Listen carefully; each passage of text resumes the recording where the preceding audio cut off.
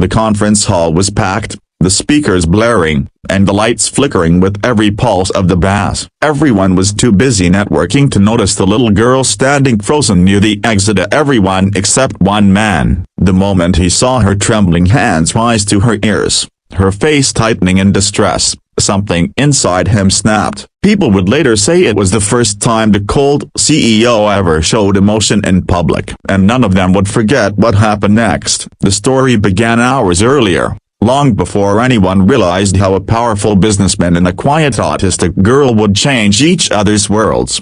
Arman Karim, the youngest tech CEO in the country, was known for two things: his ruthless efficiency and his icy, unreadable demeanor. Reporters called him the Frost King, board members feared disappointing him, and employees often held their breath whenever he walked past. But nobody knew that behind every controlled breath he took was a storm he had learned to silence. His life had been built on discipline, routine, and a strict rule of never letting emotions interfere with work. And today was supposed to be no different. Meanwhile, in the same city, 12-year-old Sana had been preparing for this conference with her mother for weeks. She loved computers, loved patterns, loved the comfort of predictable logic. What she didn't love were loud sounds, flashing lights, or chaotic crowds of things that felt like physical pain to her autistic senses. But she was determined. Her mother had told her that great opportunities only came to those brave enough to step forward, and Sana wanted to be brave. Her mother,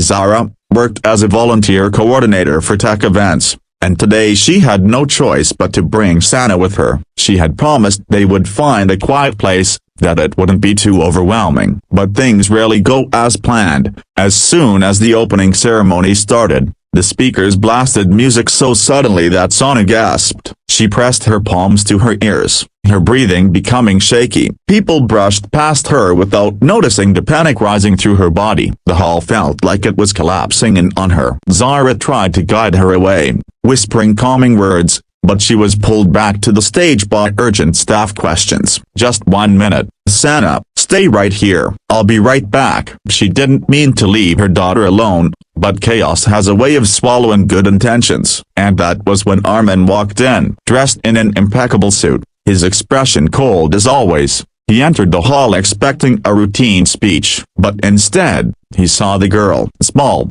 shaking, trying so hard not to cry. Something inside him shifted. He recognized that look. He had worn that same expression as a child, overwhelmed, unseen, unheard of, when adults dismissed sensations he couldn't explain. No doctor ever diagnosed him back then, but he remembered the feeling intimately, the world becoming too loud to survive. Without thinking, Arman moved through the crowd, each step faster than the last. When he reached her, he gently knelt to her level. "Too loud?"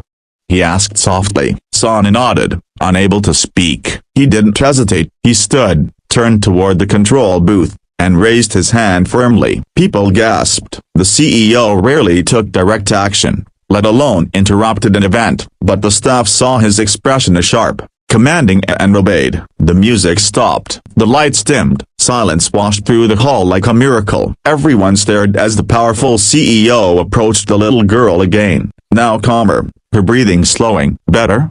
he asked. She nodded again. Zara rushed back at that moment, mortified. "I'm so sorry, sir." "She didn't mean to." "She doesn't need to apologize," Arman said, surprising everyone. "The environment should adjust to people, not the other way around." Zara blinked at him. This wasn't the cold CEO she had heard about. Arman looked down at Sana. "May I show you something?" he asked gently. With her mother's permission, he guided Sana to a quieter corner of the stage where his laptop was placed. He opened a coding projector, simple patterns, color sequences, and algorithms. Sana's eyes widened, her fingers twitched with excitement. "You like patterns?" he asked. "They make sense," she whispered. It was the first sentence she had spoken to him. He smiled at an expression so rare that even his employees whispered about it later. For the next 20 minutes, he let her click through his programs, letting her silence fill the space comfortably. Zara watched in awe as her daughter blossomed in the presence of someone who understood her without explanations. Soon, Arman called the event organizers and said, "We're creating a sensory-friendly zone right now. Lights dimmed, low noise, quiet seating." "But sir," That wasn't in the plan. Now it is now. People moved quickly. A section of the hall was transformed. Attendees noticed the change, then noticed the girl, and then they noticed the CEO who had initiated it. The moment went viral before the conference even ended. But what mattered most happened after the event. Armin invited Zara and Sana to his office a week later. There, he made an announcement that changed their lives and many others. He launched a new initiative, Tech for All Minds, a scholarship and internship program supporting autistic students in the tech field. The first honorary participant, Sana, when he handed her the acceptance letter, her eyes sparkled with a joy that needed no words. But the most touching moment came when she quietly handed him a drawing she had made. It was simply two figures standing side by side in a quiet room, both wearing headphones, both smiling. "That's you and me," she whispered. Armin swallowed hard, emotions rising like a tide he no longer wanted to control. "No," he said softly. "That's us changing the world together." From that day forward, everyone saw the CEO differently. Not cold, not distant, just someone who finally found a reason to be warm. And it all began the moment he noticed an autistic girl covering her ears a broken bar and decided that compassion would speak louder than any music ever could.